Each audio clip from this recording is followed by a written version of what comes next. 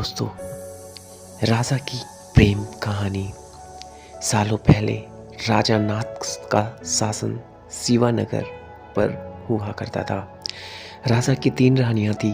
राजा अपने तीनों पत्नियों में से सबसे ज़्यादा अपनी पहली पत्नी को प्यार करता था, क्योंकि वो खूब सुंदर थी। उसकी सुंदरता के कारण राजा दूसरी और तीसरी पत्नी पर ध्यान नहीं दे पाता था। वह अपनी दूसरी पत्नी को दोस्त मानता था और तीसरी पत्नी पर बिल्कुल गौर नहीं करता था। इधर राजा की तीसरी पत्नी उससे बेहद प्रेम करती थी, लेकिन राजा को तीसरी रानी का प्यार कभी दिखाई ही नहीं दिया। वह हरदम अपनी पहली पत्नी के साथ ही व्यस्त रहता था। ऐसा होते होते कई साल बीत गए। रोज राजा की तीसरी पत्नी इसी उम्मीद में रहती थी कि राजा आज उसके पास आएंगे, आज वो कुछ प्रेम भरी बातें करेंगे, लेकिन ऐसा कभी कुछ नहीं हुआ। इसी तरह कुछ वर्ष बीत गए। एक दिन राजा नाथ अचानक से गंभीर बीमार हो गए। उनकी तबीयत देखते ही देखते खराब होती गई और उनके जीवित रहने की उम्मीद कम हो गई।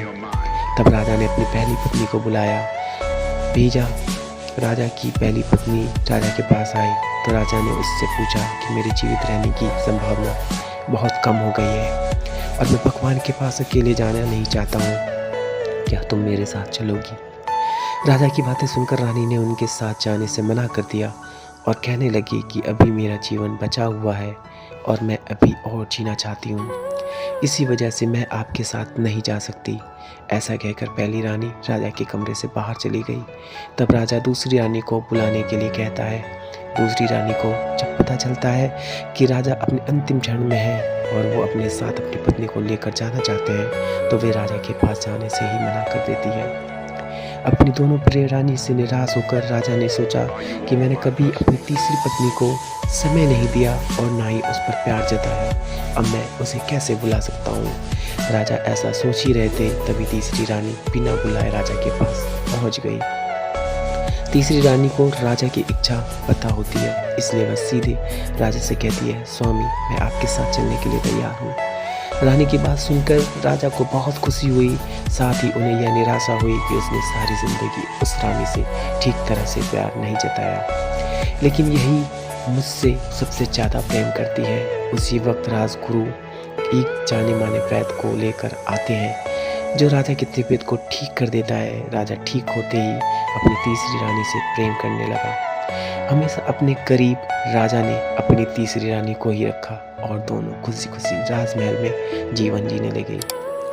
कहानी की सीख यही है, किसी को सुंदरता से प्रेम नहीं करना चाहिए, बल्कि उसके दिल और आचरण से प्यार करना चाहिए। तो दोस्तों, आज की इस दौर में, इस ज़माने में लोग सिर्फ सुंदरता से ही प्यार करते हैं।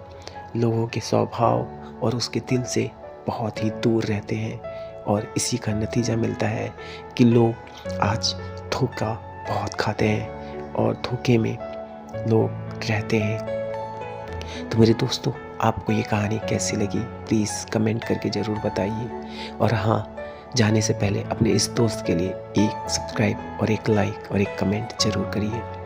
मिलता हूँ मैं एक नए वीडियो के साथ।